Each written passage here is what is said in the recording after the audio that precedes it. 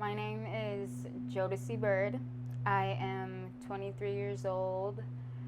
I am Native American, and I am a recovering alcoholic addict.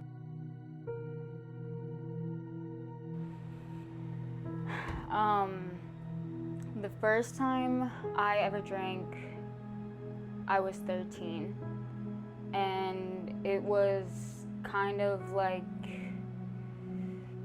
just normal experimenting, you know. I don't know when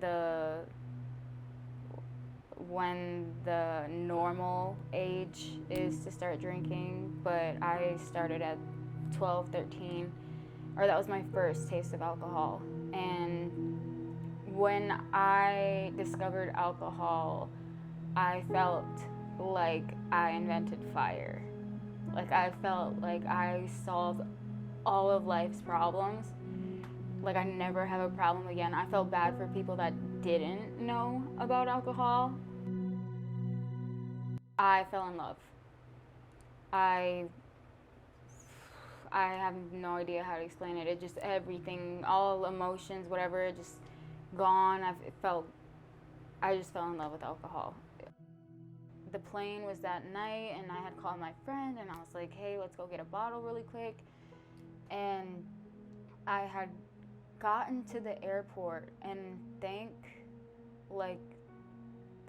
God or the universe, thank the universe that I had blacked out right before I got on the plane. No way. But I blacked out so bad that I remember pulling up to the airport, and then all of a sudden, nothing. And I found out later that they found me in the bathroom, and I was just about to board the plane. But something, the universe was looking out for me, because I had gotten alcohol poisoning so bad that night that I had ended up in the hospital. And get this, the police came. And the police they took one look at me, and my family told me this, because obviously I couldn't remember that shit. But they told me that the police took one look at me, and they didn't charge me for a minor, because they didn't think I was gonna live. No way. Because I was bad, just out of it. I was punching nurses. They were asking me my birthday. I couldn't answer. I didn't know what was going on. I don't even remember. Right. But what my family made me watch, they made me watch a video of myself. And at the time, I was like, why? I thought they were trying to torture me. You know, because I have no recollection. I just woke up in the hospital, and they were telling me. And they're looking at me, and they're like, you had everything set up for you. And you saying you want to pursue music, you saying that this is your career, and you had an opportunity. Why did you sabotage that? And I had no answer for that. In my head, I knew I wanted it, but I couldn't answer to them or to myself why I had self-sabotaged. But it's alcoholism. And I don't want to blame everything on alcoholism, and that's just one of the many times. But for the police to look at you and not charge you because they thought I was gonna die, they didn't think I was gonna make it. So they literally told my parents that. They're like, we don't think she's gonna make it, we're just gonna go. But it didn't stop me. And the truth is, when it comes, I could go on and on, hospital visits, this and that, and I just couldn't stop, and I didn't want to. That was my everything. I have never worked harder. I have never, I literally, to the point where I lived for it. Every day. And I would work just to drink.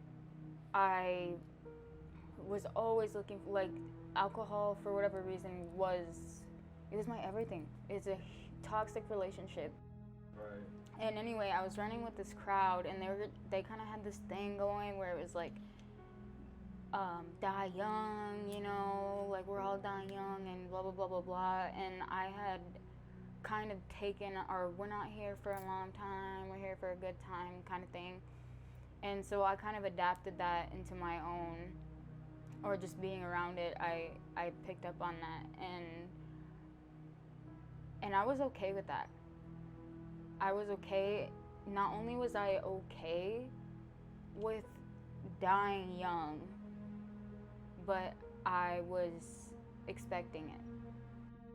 A lot of people don't understand that aren't addicts. They don't understand how fucking hard it is. And it seems so simple. And it can be so simple. And it's like, just put it down. Just put the drink down. Just put the crack pipe down. But it's not. Like, it's only you. You can have all the support in the world. But it is a self-battle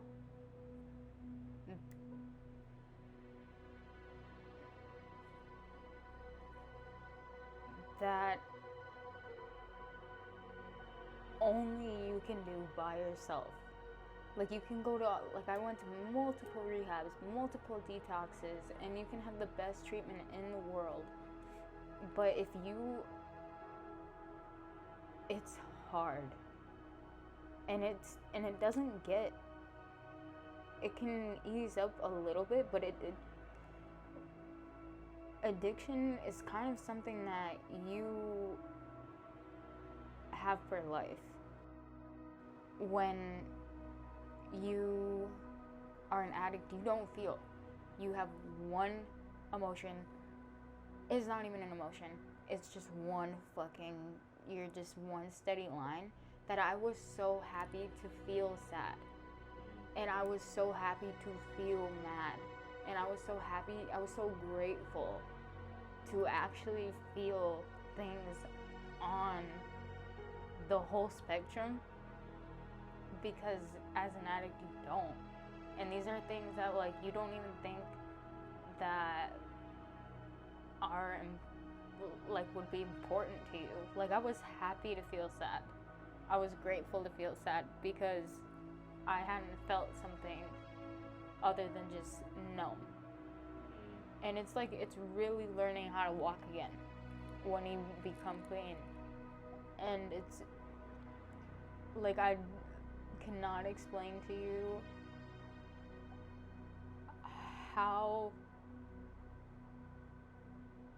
hard it is. Because again, it's only something, you can have people pushing you, you can have intervention. Is that there is none. And there is nothing exciting. You are literally living for a substance, an outer substance. You're like, I know I keep saying hollow, but you are just this hollow fucking thing walking around. And to go from that, and all these, you know, these people look crazy no matter how much trouble they get in and arrested, and they don't stop. But they're the only ones that can stop themselves. And people, like, I just can't believe I'm alive. I know that's so dumb, but if you were an addict, you'd get it. And they say this thing that every addict that's still here is a walking miracle, but it's not like, it's,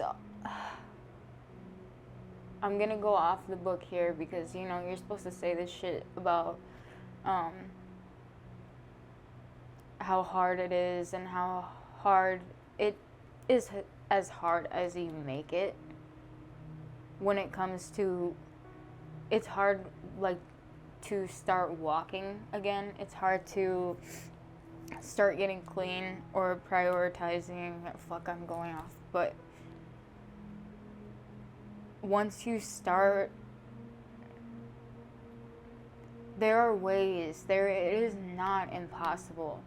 But you really have to buckle down and, like, love yourself enough and know that you are, and you have to be strong enough to forgive yourself. And I never thought that that would be so hard. Mm-hmm. Like, that's one of the biggest things. And, you know, because you want to sit there, especially when you're an addict, you brush everything off. And it's nothing, you know, but even to forgive yourself takes a lot. Because you have to sit there and look at the shitty shit you've done, and you own that, and you take accountability for that. And but you start becoming, I don't know how this started turning into getting better, but the whole point really is that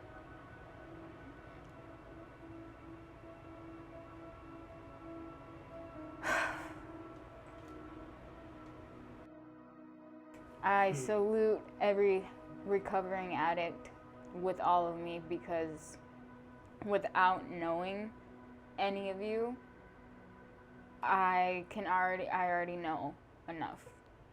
And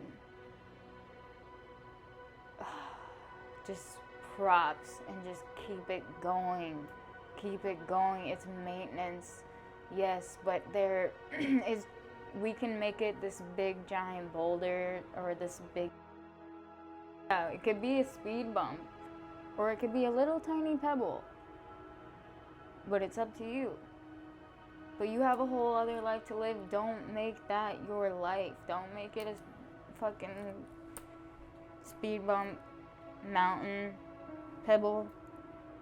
It's all up to you. And it really is all up to you. Just ask for strength. Like, I cannot make this up. My family, they haven't seen me clean, I mean, until this year, since for like 10 years. And my mom, so we're driving in the car, and I'm just being myself, and I'm sober, and they're getting to know me, essentially. My family's getting to know me again, my grandparents and everything. And my mom's driving, and she looks at me, and she goes, you know what? She's like, you're actually really nice to be around, and you're actually really funny. And I was kind of like, oh, but I didn't even know myself, and she didn't know me either. And then, another instant, my grandmother, I had gone to the hospital for some reason, and I saw her later that night, and she started crying when she saw me.